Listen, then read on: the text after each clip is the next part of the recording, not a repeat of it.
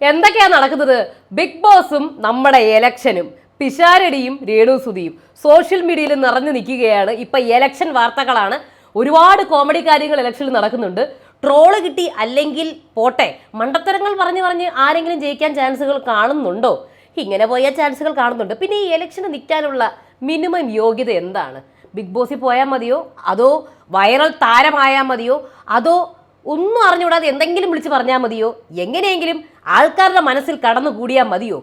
ഇതൊക്കെയാണോ നമ്മുടെ ഫ്യൂച്ചർ എന്ന് പറയുന്നത്? നമ്മുടെ ഭാവി ഇതൊക്കെയാണോ? ഇനി അങ്ങോട്ട് വൈറൽ താരങ്ങളൊക്കെ ആയിരിക്കുമോ ഇലക്ഷനൊക്കെ നിൽക്കാൻ പോകുന്നത്? എന്ത് കണ്ടിട്ടായിരിക്കും നമ്മൾ ഇവരെയൊക്കെ തിരഞ്ഞെടുക്കാൻ പോകുന്നത്?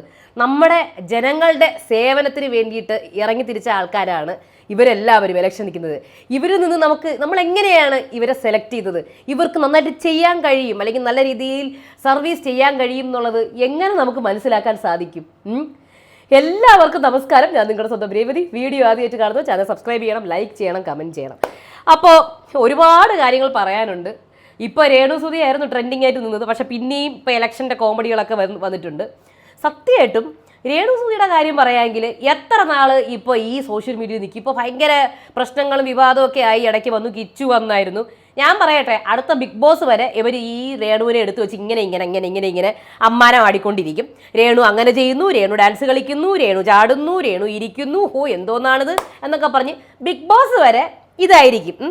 ഒരു June, July, August Bigg Boss തുടങ്ങി ഒരു 3 ആഴ്ച ആവണ്ട, നേരെ ബിഗ് ബോസിലേക്ക് അങ്ങ് മാറിക്കോളും. പേടിക്കണ്ട. ഇനി ബിഗ് ബോസ് കഴിഞ്ഞ ശേഷം ഒരു 2 ആഴ്ച 3 ആഴ്ച ബിഗ് ബോസിൻ്റെ ഏതെങ്കിലും ഒരു ഫാൻസ് ഉണ്ടാവുന്ന ആളോ അല്ലെങ്കിൽ ഭയങ്കരമായ ഫാൻസൊക്കെ ആയ ആൾക്കാരുടെ പുറകിലായിരിക്കും.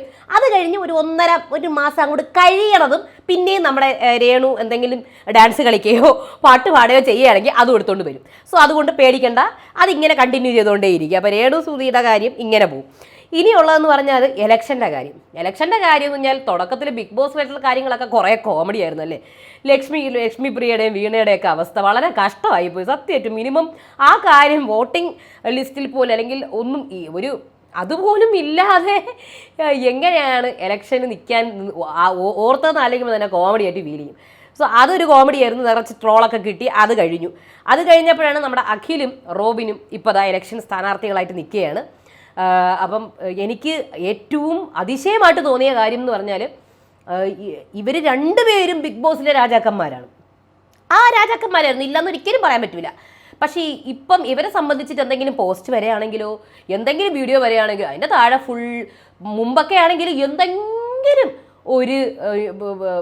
ഇവരെക്കുറിച്ച് അയ്യോ അത് ചെയ്തത് ശരിയായില്ല, റോ എന്ന് പറയണ്ട, അതിന് മുന്നേ ആരാടി നീ എന്ന് ചോദിച്ചിട്ടാണ് വരുന്നത് ഓരോരുത്തർ കമൻറ്റ് സെക്ഷനിൽ. നിന്നെ നോക്കിക്കോടി, നിന്നെ ഞാൻ അവിടെ വന്നടിക്കും എന്നുള്ള രീതിയിലൊക്കെയാണ് ഓരോരുത്തർ കമൻറ്റ് ചെയ്യുന്നത്.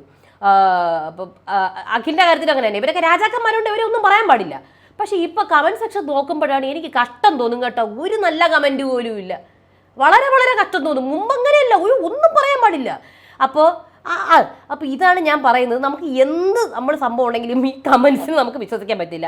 പ്രത്യേകിച്ച് ബിഗ് ബോസിൻ്റെ കാര്യം. എത്ര രാജാവായിരുന്നുവെങ്കിലും കുറച്ച് കഴിയുമ്പോഴത്തേക്കും പ്ലേറ്റ് തിരിയും. ചിലപ്പോൾ ഇനി പിന്നെയും തിരിയും. ഒന്നും പറയാൻ പറ്റത്തില്ല എല്ലാ കാലം. അപ്പോൾ ഇപ്പോൾ ഞാൻ പറഞ്ഞില്ല, ഇപ്പോൾ ഒരു നല്ല കമൻറ്റ് തപ്പി നടക്കാൻ ഞാൻ ഏതെങ്കിലും ഒരു നല്ല കമൻറ്റ് ഉണ്ടോ എന്നുള്ള രീതിയിൽ ഫുൾ ട്രോളും ഒക്കെ ആയിട്ട് എന്തായാലും നമുക്ക് കാത്തിരുന്ന് കാണാം ഇവർ ജയിക്കുമോ ഇല്ലയോ എന്നുള്ളത്. ഓക്കെ, അതിൻ്റെ ഇടയ്ക്കാണ് നമ്മുടെ പിഷാരടിയുടെ വരവ്. പിഷാരടിയുടെ കാര്യം പറയുകയാണെങ്കിൽ നമ്മൾ നിന്നപ്പം നമുക്ക് അധികം പിഷാരടി നിൽക്കുന്നു അന്ന് മാത്രമേ ഉള്ളൂ. പക്ഷേ ഇന്നലത്തെ കൊണ്ട് നമ്മൾ ഉറപ്പിച്ചു പിഷാരടിക്ക് ജയിക്കാനുള്ള ചാൻസ് കൂടുതലാണ് എന്നുള്ളതല്ലേ. കാര്യം അമ്മാതിരി സപ്പോർട്ടൊക്കെ ഇന്നലത്തെ ഒരു വിഷയം കൊണ്ട് നടന്നത്. സത്യം ഈ പിഷാരടി ഇപ്പം ഒരു ക്രിക്കറ്റ് ആണെന്ന് വെച്ചോ, പിഷാരടി ബാറ്റ് ചെയ്യാൻ നിൽക്കുകയാണ്.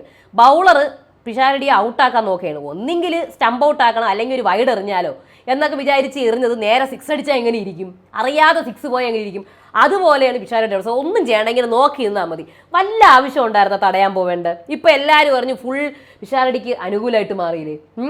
അപ്പോൾ ഇപ്പോൾ LDF വരുമോ UDF വരുമോ, അതോ ഇനി അടുത്ത് NDA എത്ര സീറ്റ് നേടും? നിങ്ങൾ തന്നെ പറയും. BJP എത്ര സീറ്റ് നേടും? എത്ര ഫുൾ സീറ്റ് നേടുമോ? അത് ഒന്നും നേടത്തില്ലേ? കമൻറ്റ് സെക്ഷനിലൊക്കെ പറയുന്നുണ്ട് ഒന്നും നേടത്തില്ല എന്നൊക്കെ പറയുന്നുണ്ട്. LDF തുടർന്ന് ഭരിക്കുമോ, UDF എല്ലാം നിങ്ങൾ കമൻറ്റ് ചെയ്യട്ടോ. ഇലക്ഷൻ്റെ കാര്യങ്ങളും കോമഡി കാര്യങ്ങളും രേണുവിൻ്റെ കാര്യങ്ങളൊക്കെ കമൻറ്റ് ചെയ്തോളൂ.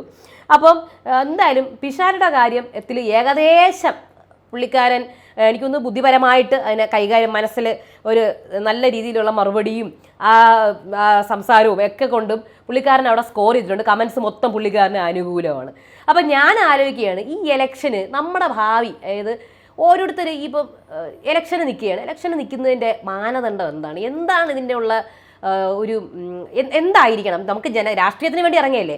അപ്പോൾ ഇതിനെക്കുറിച്ച് ആലോചിച്ചപ്പോഴാണ് നമ്മുടെ രാഘവ് ചദ്ദയെക്കുറിച്ചിട്ട് ഞാൻ പറയുന്നത്. കാര്യം പുള്ളിക്കാരൻ ഇപ്പോൾ സോഷ്യൽ മീഡിയയിൽ ഇപ്പോൾ ഭയങ്കര ട്രെൻഡിങ് ആയിട്ട് ഇരിക്കുകയാണ്. കാര്യം അദ്ദേഹം പാർലമെന്റിൽ ഉന്നയിച്ച കാര്യങ്ങൾ, പറഞ്ഞ കാര്യങ്ങൾ, നമ്മുടെ സാധാരണക്കാർ ചിന്തിക്കുന്ന കാര്യങ്ങളും സാധാരണക്കാർക്കുള്ള സംശയങ്ങളുമാണ് അദ്ദേഹം പാർലമെന്റിൽ വെച്ച കാര്യങ്ങൾ. ഇപ്പോൾ പുള്ളിക്കാരനെ സസ്പെൻഡ് ചെയ്തു, അത്രയേ ഉള്ളൂ, കഴിഞ്ഞു. ഇനിയിപ്പോൾ എന്താവും എന്നുള്ളത് അറിഞ്ഞൂടാ. പക്ഷേ പുള്ളിക്കാരൻ പറഞ്ഞ കാര്യങ്ങളൊക്കെ വളരെ കറക്റ്റാണ്. അത് ആദ്യം തന്നെ പറയാം, രാഷ്ട്രീയം എന്ന് പറയുന്നത് സർവീസാണോ അതോ ഒരു ജോലിയാണോ? ജോലിയാണെങ്കിൽ അതിന് എന്താണ് വിദ്യാഭ്യാസ യോഗ്യത? അതിനൊരു ഏജ് ലിമിറ്റ് വേണ്ടേ? കറക്റ്റാണ്. അത് ജോലിയാണെങ്കിലും ശമ്പളം ഉണ്ടല്ലോ. അപ്പോൾ ജോലിയാണെങ്കിൽ അതിനൊരു വിദ്യാഭ്യാസ യോഗ്യത വേണ്ടേ? അതിന് സത്യം പറഞ്ഞാൽ ഞാൻ പറയുന്നത് ഒരു എക്സ്പീരിയൻസും കൂടെ വേണമെന്നാണ് പറയുന്നത്. ഇതൊക്കെ നമ്മൾ പെട്ടെന്ന് തന്നെ വൈറലായി, എനിക്ക് ഇത്രയും ഫോളോവേഴ്സ് ഉണ്ട്, അല്ലെങ്കിൽ എനിക്ക് കുറേ സംസാരിക്കാൻ അറിയാം, അല്ലെങ്കിൽ ഞാൻ ബിഗ് ബോസിൽ പോയി, ആ റിയാലിറ്റി ഷോയ്ക്ക് പോയി, ഞാൻ രാജാവായിരുന്നു ബിഗ് ബോസിൽ, ഇതൊക്കെ പറഞ്ഞിട്ട് ഇങ്ങനെ പോയി ഒരു ജനങ്ങളുടെ ഒരു സോഷ്യൽ സർവീസും ചെയ്യാണ്ട്, ജനങ്ങളുടെ ഇടയിലേക്ക് ഇറങ്ങാതെ ഒന്നും ചെയ്യാണ്ട് നമ്മൾ ഇലക്ഷന് നിൽക്കുന്നതാണോ? അങ്ങനെയാണോ നിൽക്കേണ്ടത്? സത്യം പിന്നെ കുറച്ചൊക്കെ നമുക്ക് എക്സ്പീരിയൻസ് വേണ്ടേ? താഴേന്ന് നമ്മൾ തുടങ്ങണ്ടേ? താഴേന്ന് തന്നെ ഇപ്പോൾ ചെറിയ ഒരു മെമ്പറായി നമ്മൾ ആദ്യം തന്നെ നമ്മുടെ ഏരിയയിലുള്ള ആൾക്കാരുടെ കാര്യങ്ങളൊക്കെ മനസ്സിലാക്കി, അല്ലേ? അങ്ങനെയല്ലേ വേണ്ടത്? എനിക്ക് അങ്ങനെയാണ് തോന്നുന്നത് കേട്ടോ. കാര്യം ഇപ്പം ഞാൻ പോയിട്ട് ഞാൻ ഒന്നും ചെയ്യുന്നില്ല, ഞാൻ ഇവിടെ നിന്ന് ഇങ്ങനെ വർത്താനം പറഞ്ഞു, ഞാൻ പെട്ടെന്ന് ഒരു ദിവസം പോയിട്ട് അങ്ങ് നിൽക്കുകയാണ്, പക്ഷേ എനിക്ക് കുറച്ച് ഫോളോവേഴ്സ് ഉണ്ട്, ഞാൻ കുറച്ച് വൈറൽ താരമാണ്, ഞാൻ അങ്ങ് ഇലക്ഷൻ നിന്നേക്കാം എന്ന് പറയുന്നതിനോട് പേഴ്സണലി എനിക്ക് യോജിപ്പില്ല കേട്ടോ. കാര്യം ഒന്നെങ്കിൽ നമ്മൾ നല്ല രീതിയിലുള്ള എന്തെങ്കിലും നമുക്കൊരു എക്സ്പീരിയൻസ് വേണം, നമ്മൾ ജനസേവനം ചെയ്യണം. ഇപ്പോൾ പുള്ളിക്കാരൻ പറയാണ് സർവീസ് ആണെങ്കിൽ എന്തിനാണ് സാലറി എന്നാണ് ചോദിക്കുന്നത്, അല്ലേ? എന്തിനാണ് സർവീസ് അല്ലേ ചെയ്യുന്നത്? സോ അത് പുള്ളിക്കാരൻ്റെ ഒരു ചോദ്യമാണ് ഉന്നയിച്ചത്, ശരിയായിട്ടുള്ള ചോദ്യം തന്നെയാണ്. അപ്പം ഞാനും അത് തന്നെ പറയണത്, നമ്മളൊരു വൈറലായിരുന്നു അല്ലെങ്കിൽ ഏതെങ്കിലും ഒരു ഷോയിൽ പങ്കെടുത്തെന്ന് പറഞ്ഞിട്ടല്ല. നമ്മൾക്ക് ഷോയിൽ പങ്കെടുത്തോളൂ, വൈറലായിക്കോളൂ, പക്ഷേ നമുക്ക് അതിലുള്ള എക്സ്പീരിയൻസ് വേണം, നമുക്ക് അതിനെക്കുറിച്ച് കാര്യങ്ങൾ അറിഞ്ഞിരിക്കണം. നമ്മൾ ആൾക്കാരുടെ കാര്യങ്ങൾ, നമ്മുടെ ഏരിയയിലുള്ള ആൾക്കാരുടെ കാര്യങ്ങളെങ്കിലും മനസ്സിലാക്കി അവരെ ഹെൽപ്പ് ചെയ്യണം. ആ ഒരു സർവീസ് നമ്മൾ താഴേന്നേ തുടങ്ങി വന്ന് ഒരു 5 വർഷം 6 വർഷമൊക്കെ കഴിഞ്ഞ് നമ്മൾ ഇതൊക്കെ ചെയ്ത് വേണമെങ്കിൽ നമുക്കൊരു കൗൺസിലറായിട്ടോ ചെറിയൊരു ഇലക്ഷനൊക്കെ, വാർഡ് ഇലക്ഷനൊക്കെ ഉണ്ടാവുമല്ലോ, കൗൺസിലറിൻ്റെ അതൊക്കെ പങ്കെടുത്ത് അങ്ങനെ പടിപടിയായിട്ടല്ലേ ഇതിലേക്ക് വരേണ്ടത്. അല്ല ചെന്ന് കയറുമ്പോൾ തന്നെ എനിക്കത് മനസ്സിലാവുന്നില്ല കേട്ടോ അത് എന്താണെന്നുള്ളത്. അതുപോലെ തന്നെ ഒരു ഏജ് ലിമിറ്റും വേണം. അത് ഏത് പാർട്ടിയാണെങ്കിലും എനിക്കും ഇപ്പം കാരണം നമുക്കൊരു എത്രയൊക്കെ ആണെങ്കിലും നമുക്കൊരു നേതാവ് അല്ലെങ്കിൽ ഒരു മുഖ്യൻ അല്ലെങ്കിൽ ഏത് മന്ത്രിയാണെങ്കിലും നമുക്കൊരു പുള്ളിക്കാരനൊരു ഹെൽത്തി ആയിരിക്കണം. ഒരു ഏജ് ലിമിറ്റ് വെക്കണം എന്നും എനിക്ക് ആഗ്രഹമുണ്ട്. നിങ്ങളുടെ അഭിപ്രായം പറയൂ. കാര്യം അവർക്കും നല്ലതാണ്, നമുക്കും നല്ലതാണ്. കാര്യം നമ്മളത് കാണുമ്പോൾ അയ്യോ ശേഷം വയ്യാതിരിക്കുന്നു ആ ഒരിത്. അപ്പോൾ എന്താ ഒരു ഏജ് ലിമിറ്റും വേണം. എന്തായാലും കാത്തിരുന്ന് കാണാം. പക്ഷേ ഈ രാഘവ് ചദ്ദയുടെ കാര്യം പറയുകയാണെങ്കിൽ പുള്ളിക്കാരൻ ഓരോ കാര്യങ്ങളും പാർലമെൻറ്റിൽ ഉന്നയിച്ച ഓരോ കാര്യങ്ങളും നമ്മുടെ ഭയങ്കരമായ രീതിയിൽ സോഷ്യൽ മീഡിയയിലൊക്കെ പുള്ളിക്കാരന് ഭയങ്കരമായ സപ്പോർട്ടുണ്ട്. ആദ്യം തന്നെ എയർപോർട്ടിലെ ചായയുടെ വില മാറ്റിമറിച്ച് 200 രൂപയായിരുന്നത് 10 രൂപയാക്കി. ആ ചായ പിടിക്കാൻ വേണ്ടി പുള്ളിക്കാരൻ പോയി. അതേപോലെ തന്നെ പല കാര്യങ്ങളും ഇപ്പം വേറൊരു കാര്യം കൂടെ പറഞ്ഞിട്ടുണ്ട്, റേഷന് അരി മേടിക്കാനും സിം മേടിക്കാനും നമുക്ക് ഫിംഗർ പ്രിൻ്റ് ഉണ്ടെങ്കിൽ എന്തുകൊണ്ട് ഇലക്ഷന് വോട്ടിങ്ങിന് സമയത്ത് നമ്മൾ ഫിംഗർ പ്രിൻ്റ് എടുക്കുന്നില്ല. അതേപോലെ തന്നെ വേറൊരു ഇമ്പോർട്ടൻ്റ് ആയ കാര്യം പുള്ളിക്കാരൻ പറഞ്ഞത് റേപ്പ്, അതായത് ഒരു കുട്ടീനെ റേപ്പ് ചെയ്യുന്ന ഒരാൾ ആ കുട്ടിയുടെ പ്രായം നോക്കുന്നില്ലെങ്കിൽ ആ റേപ്പ് ചെയ്തവൻ്റെ പ്രായം നമ്മൾ എന്തിനു കണക്കാക്കണം? മൈനറാണോ മേജറാണോ എന്തിനു കണക്കാക്കണം, അല്ലേ? ശിക്ഷ കൊടുക്കേണ്ടതല്ലേ?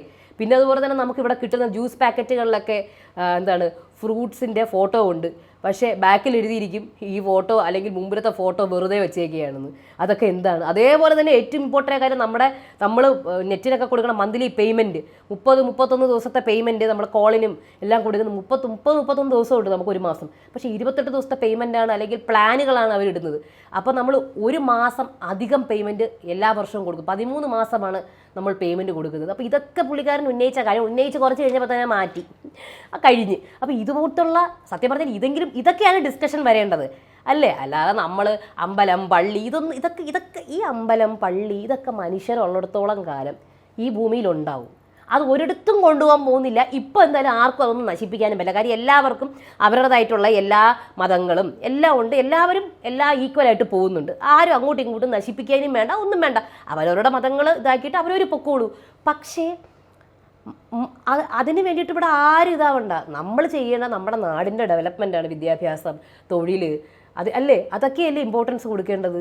അല്ലാതെ നമ്മൾ ഈ മതം പറഞ്ഞിട്ടുള്ള ഇത് വോട്ട് പിടിക്കൽ അതിൻ്റെ ഒന്നും ഒരു ആവശ്യവും ഇല്ല. ഹിന്ദു, ക്രിസ്ത്യൻ, മുസ്ലിം അതെല്ലാം ഞാൻ പറയാം, അതൊക്കെ നമ്മളിവിടെ ഉള്ളിടത്തോളം കാലം ഈ നാട്ടിൽ അതെല്ലാം ഉണ്ടാവും. അത് മാച്ച് കളയാനും പറ്റത്തില്ല, അത് തുടച്ച് മാറ്റാനും പറ്റത്തില്ല. അതൊക്കെ നമ്മൾ സംരക്ഷിക്കേണ്ടത് അവരവരവർ സംരക്ഷിച്ചോളൂ.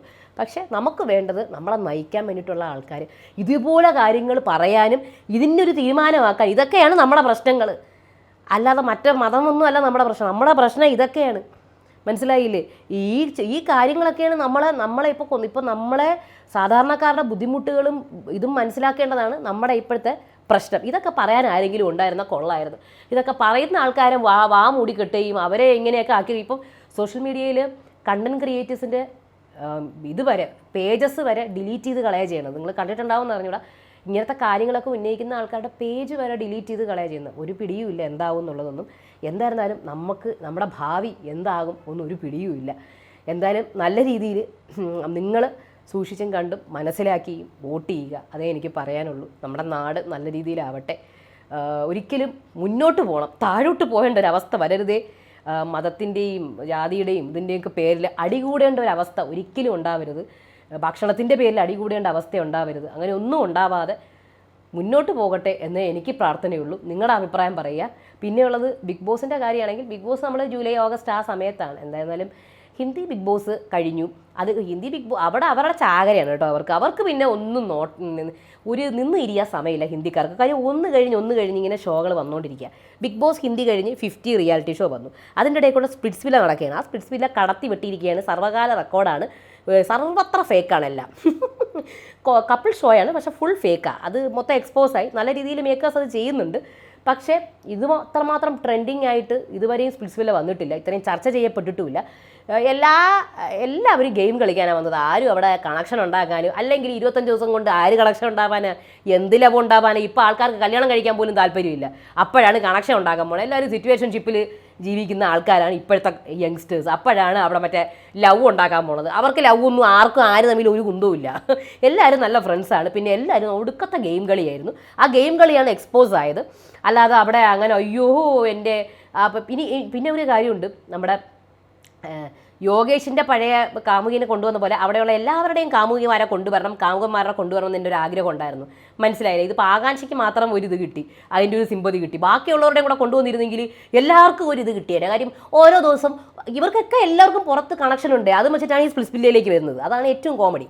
പാടില്ല, സിംഗിൾ ആയിരിക്കണം. പക്ഷേ എന്ത് ചെയ്യാനാണ്? ഇതങ്ങനെയല്ല. എല്ലാവർക്കും പുറത്ത് കണക്ഷനും ഉണ്ട്, റിലേഷൻഷിപ്പും ഉണ്ട്. എന്നിട്ട് നമുക്ക് പിന്നെ പറയാമേ, വന്നിട്ട് നമുക്ക് റിലേഷൻഷിപ്പ് കണ്ടിന്യൂ. ഇപ്പം ഞാൻ ഇതിനകത്തുള്ള ആളുമായിട്ട് റിലേഷൻഷിപ്പ് എന്നും പറഞ്ഞ് പ്ലാനിങ്ങും പ്ലോട്ടിങ്ങും ആയിട്ടൊക്കെ വന്നതാണ്. അവസാനം എല്ലാം കുളമായി ചളവായി. അപ്പോൾ എന്നിട്ട് തിരിച്ച് പോയി കഴിഞ്ഞിട്ട് പിന്നെ അതും ബ്രേക്കപ്പായി ഇതും ബ്രേക്കപ്പായി. മൊത്തത്തിലാകെ കൂടെ പുറത്താണ് ഇപ്പോൾ സ്പ്ലിറ്റ്സ് വില്ല നടക്കുന്നത്. അങ്ങനെ സ്പ്ലിറ്റ്സ് വില്ല കഴിയാറായിക്കൊണ്ടിരിക്കുന്നു. അപ്പോഴത്തേക്കും ട്രൈറ്റേഴ്സ് വരാൻ പോകുന്നു. ട്രൈറ്റേഴ്സ് ഇങ്ങനെ നടന്നുകൊണ്ടിരിക്കുമ്പോൾ ഖത്തറോക്കി കിലാടി ഇങ്ങനെ നടന്നുകൊണ്ടിരുന്ന് കഴിയുമ്പോഴാണ് ബിഗ് ബോസ് വരുന്നത്. തുടരെ നമുക്കൊക്കെ എന്തോന്നിരിക്കുന്നത്. ഇപ്പോൾ കുക്ക് വിത്ത് കോമാളിയുടെ മറ്റേ തമിഴിൻ്റെ മലയാളം വേർഷൻ ഇപ്പോൾ വരുന്നുണ്ട്. നമ്മുടെ ബിഗ് ബോസിലെ കണ്ടസ്റ്റൻസ് ഒക്കെ ഉണ്ട്. എനിക്ക് തോന്നുന്നില്ല ബിഗ് ബോസിന് വലുതായിട്ട് എനിക്ക് അത് വരും എന്നൊന്നും എനിക്കറിയില്ല കേട്ടോ. പറയാൻ പറ്റില്ല. അതിൻ്റെ ഒരു റീച്ച് പോലെ ഇരിക്കും. പക്ഷേ ഇപ്പോൾ തുടക്കത്തിൽ എനിക്കൊന്നും ഫീൽ ചെയ്യുന്നില്ല. നമുക്ക് കാത്തിരുന്ന് കാണാം. എന്തായാലും ബിഗ് ബോസിൻ്റെ അത്ര വരില്ല. ബിഗ് ബോസിൻ്റെ അതേ ഫോർമാറ്റിലുള്ള ഷോസ് വരണം, അത്രേ ഉള്ളൂ.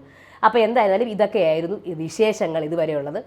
നിങ്ങളുടെ അഭിപ്രായങ്ങൾ നിങ്ങൾ പറയുക. ഇലക്ഷൻ്റെ കാര്യം പറയാം. അടുത്ത വീഡിയോ വരാം. അതുവരേക്കും ബൈ.